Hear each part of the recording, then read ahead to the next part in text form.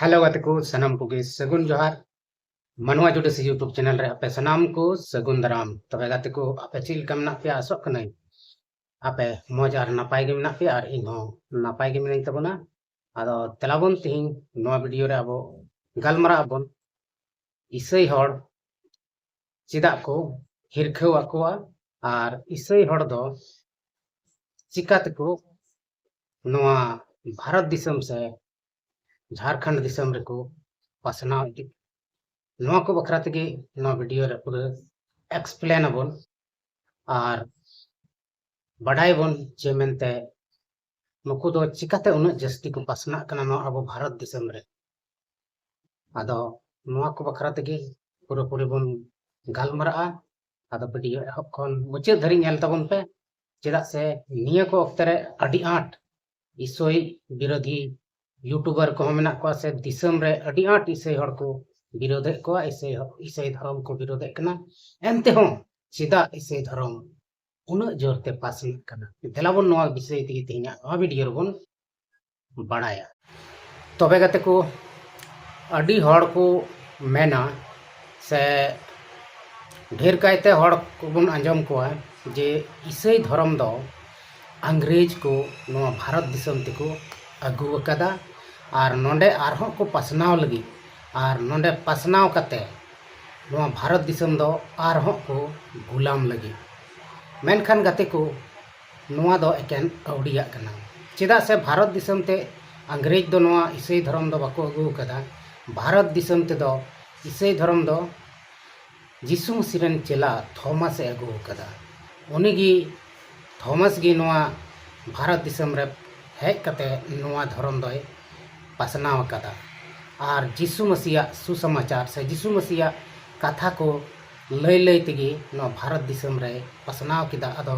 जहां गी उनिया नोआ दुख कहानी से दुख कथा को अंजम के आर उनको नोआ अंजम कते उनी को देवा सेवा दे उनी को मान मानत के दे आर उनको सुख शांति को नाम के उनको दोको उना धर्म को अपनार किदा आदो गाते को नित हबी अडिगान हड़ हपन मेना ओना से संताल आदिवासी को मेना ओना जहां दो यीशु मसीह बखराते बाको बड़ाया से इसई धर्म बखराते बाको बड़ाया उनको दो एकेन अवड़िया ते को बड़ाया जहां अवड़ी गी हड़ को लई कवा को जे नुको इसई हड़ दो नो आबो को गुलाम बनाना मेनखान नुकान कथा दो बांग कना इसई हड़ा मकसद दो से इसई धर्म रिया नुहा मकसद दो बांग कना इसई धर्म रिया मेन मकसद दो कना जे इस यीशु मसीह बखराते बाडाय यीशु मसीह दो चीज लेका नोआ धरती पुरीते हे कते मानवा को ये सेवा सत्कार से रुआ हासु को हड़े बुगी के को गoj को खोय हैं जीवित बिरित के को आर चीज लेकाते ईश्वरा पंथा ईश्वरा जहां योजना तहलन उन्हें पुराव किदा नोआ को बखरा तेगी हड़ को लय पसनाव को कना आर उना जदी भागिया से उनको मज को बुझावे कान तब उनको दो नोआ धर्म को अपनारे कना मेनखान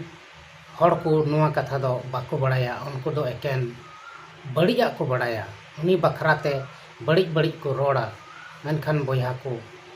इसई धर्म रे से इसई धर्म पुथी रे नुंका मानवा मानवा तला रे तापाम झगड़ा रिया जहान कथा दो बनुआ आर से नोआ कथा हो बनुआ जे एटा हड़ा धर्म आम बेमानत तको में से उनको हड़ जहां दो इसई धर्म को एटा धर्म को मानावे कान उनको हड़ बेमानत को नुंका दो बनुआ ना मेनखान इसई धर्म रे दो अडी दुख कष्ट गे मेना आर नितो गोटा धरती रे बन नेल कोआ इसई हड़ तिना को विरोधे कोआ उना गे आरगी को पासना चला कना चेदा से उनको पतियो मेना उनको दो अकोरेन ईश्वर से सनाम धरती रेन मानवा कोरेन ईश्वर जहां दो कनाय ईश्वर बाबा उनी को देवा सेवा वाई कना आर उनिया पंथा लेकाते को चला कना ओनाते उनको दो बिना बतरते यीशु मसीह कथा को लय सदरेत कना आर जहां नोआ कथा को पतियवा कना उनको दो को नोआ धर्म रे को हजुक कना आर मानवा सेवा रे को लगा कना इसई धर्म रे दो ढेर कायते मानव सेवा मेना बाइबल को रेहों ऑल कना जे मेनते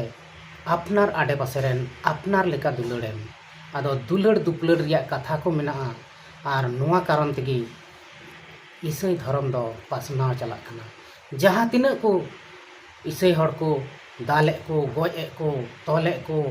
लगाए को चिकाए को एनते हूँ नोआ दो रोका वाला दो बांग कना बर्ड दाग लेका नोआ दो अतु तेगी तहन कना हाड़ बड़ाव कते हिजुग कना आदो सनाम जहाँ दो ईसाई धर्म विरोधी को बयहा मिश्रा को मेना को यूट्यूबर को आपे सनाम को आपे लय पे कना जे मेनते ईसाई धर्म दो उनका ते दो बांग बंदोआ से बांग रोकाआ चेदा से आपे तिना यूट्यूबर मेना पे सोशल मीडिया वाला मेना पे नोआ दो नोहय सुर दिन खय गी नोआ दो आपे पे प्रचार दा से पे प्रसार दा आर नोआ प्रचार प्रसार दो अडी सिदाय खन मेना जबकि अब बन बड़ाई गया जीसु मसीह जन्म कना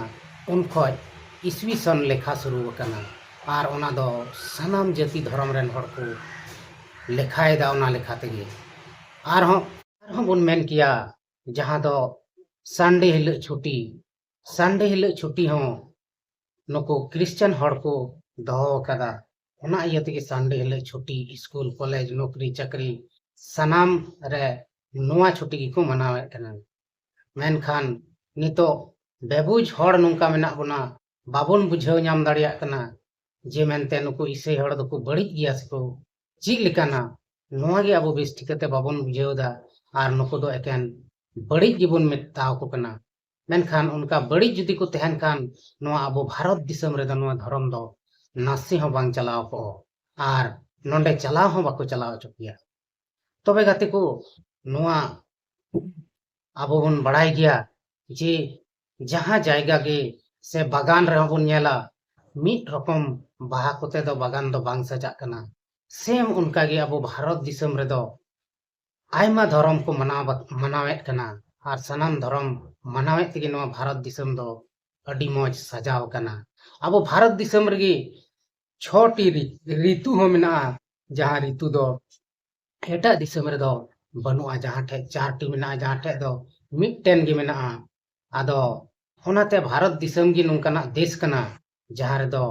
सनाम जिनिस रिया आम मौजेम अटकार दाड़ेया आर आयमा लेकान ऋतु रिया हो आनंद एम हताव दाड़ेया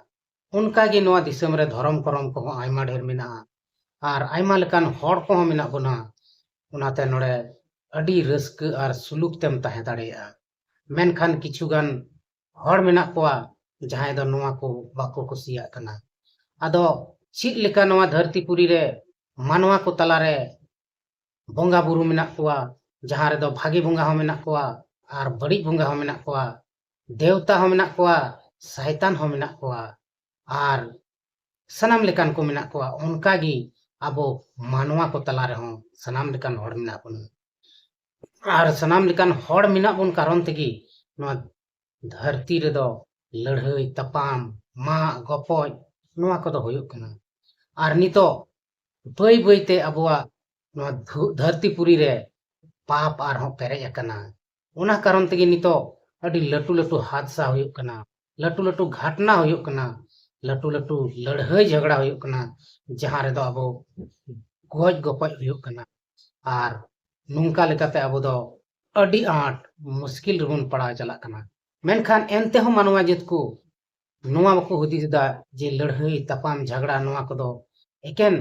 अवड़िया कना फालतू कमी कना चेदा से जहाँ गी जहाँटा धर्म को मनावे कान उनको हो अबो लेकान मानवा कान या को उनको हो अबो लेका गे जम दा को अबो लेका गे गिति दुड़ुब कना को अबो लेका गे रोड लंदाय दा को मेनखान नोआ दो अबो बांगबन बुझेव दा आरएसएस दल लेका गे अबो हड़ रहो मेना बोना जे हड़ जदि कोई क्रिश्चियनों कना तो उनको बन पूरी उनको सला अडी बेस लुक बन कमीदा अडी आठ अवड़िया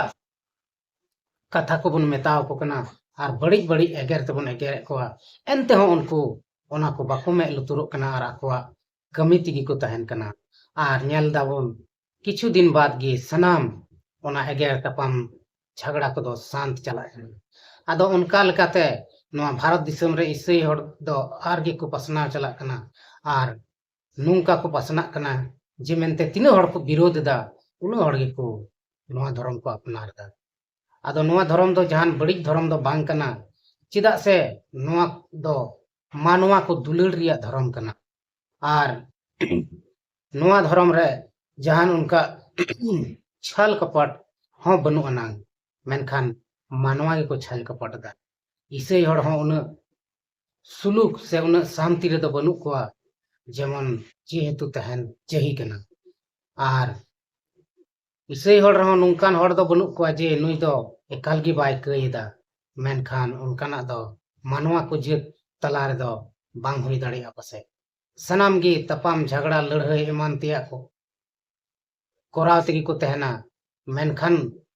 नुकु मानवा बाको बुझ दाड़िया कना जे अबो सनाम गे मानवा मानवा कना बोन अबो दो दुलड़ दुपलड़ तबन ताहेलन खाइ गे अबो मौज आर नापाय हुई तबन मेनखान नवा कथा दो बांग को बुझिदा मानवा आर अडिगान जायगा रे ईसाई हड़ नितो दाल तापाम से दाल कते को गज को लगाए को एनते हो नवा ईसाई धर्म दो बांगे बंदो कना जम के छत्तीसगढ़ रे पूरा पूरी लड़ाई तपाम होयो कना ईसाई हड़ गिरजे बको गिरजे चौको कना से उनको अकोआ जहां गिरजे ओड़ा कान तको धर्म स्थान कान तको ओंडे आरएसएस रेन चलाव कते ओंडे को बवाल को मचाव दा आर उनको लगाए को ताले को मेनखान निते हो नुई भारत सरकार उनको पक्ष रे बनुया आदो गति को ईसाई हड़ हो मिटन सामाजिक हड़ कान या को उनको दो जहान बड़ी दो बको कमीदा से जहां खातिर ते बड़ी दो बको मेनदा उनको सुलूक शांति रिया गे को प्रचार कना आर नुंका ते उनको मौजा गे को कमी कना उनको नोंडे आबो ठे हेज कते अडी लटू लटू भागे भागे स्कूल कॉलेज को बनाव केदा भागे भागे ओंडे